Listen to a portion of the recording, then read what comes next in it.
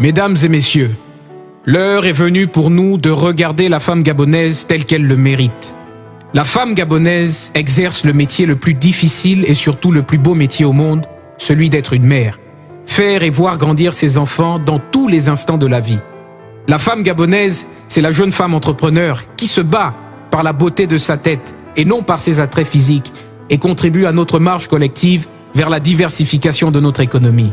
C'est l'étudiante ambitieuse qui repousse sans cesse les limites de ses rêves ancrés dans notre réalité nationale. Je parle de cette femme gabonaise qui est le socle de notre société, de cette femme que nous devons consacrer comme étant la gardienne du pacte social de notre pays. Je parle de cette femme gabonaise qui n'est ni une charge pour son homme, ni une charge pour l'homme. Je crois en la femme gabonaise, parce qu'elle regarde l'avenir de notre pays avec suffisamment d'intensité et d'optimisme pour ne jamais se lasser de donner. Je crois en la femme gabonaise, sa beauté, son abnégation et sa dignité. Toutes ces valeurs ne l'ont jamais quittée. C'est nous qui les avons quittées du regard. Il est temps que nous regardions la femme gabonaise à travers son engagement pour son pays. Je ne parle pas seulement d'un engagement politique ou administratif, mais surtout de son engagement dans la cellule familiale, dans son foyer. Je ne trahirai pas un grand secret en avouant qu'elle est la vraie patronne. Il est temps que nous apprécions à sa juste valeur l'éducation qu'elle transmet aux enfants, son leadership dans les entreprises privées et l'administration publique. Nous devons faire avec la femme gabonaise parce que nous ne pouvons pas faire sans elle. Je ne veux plus être témoin de la triste réalité de nos mères veuves spoliées. Les conflits entre la veuve et la famille du défunt doivent cesser dans l'intérêt des enfants et pour préserver les liens familiaux. Je ne veux plus être le témoin de nos sœurs victimes de harcèlement sexuel dans le milieu professionnel. Pire encore, dans le milieu de l'enseignement et de la formation supérieure.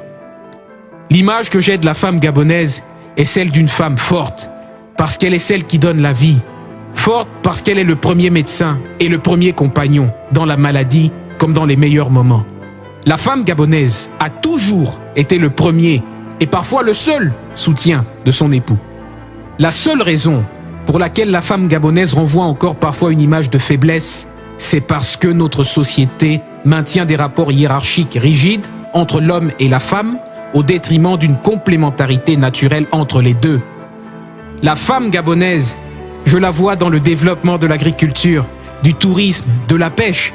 Je la vois encore plus impliquée dans les professions libérales, dans l'administration et dans la haute administration. Je la vois bien formée, car un leader bien connu disait que lorsqu'on forme un homme, c'est juste un homme que l'on forme. Mais lorsque l'on forme une femme, on forme une génération. Investir sur la femme, c'est investir sur l'avenir. Enfin, je dirais que la nouvelle mentalité positive que nous voulons pour notre pays doit absolument passer par la femme gabonaise, car il lui revient de porter ce projet non seulement pour nous, mais aussi pour les prochaines générations.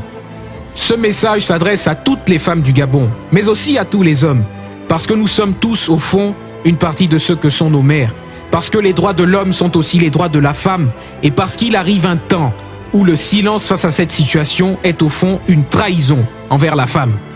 Nous devons, aujourd'hui plus que par le passé, travailler à l'amélioration de la condition de la femme.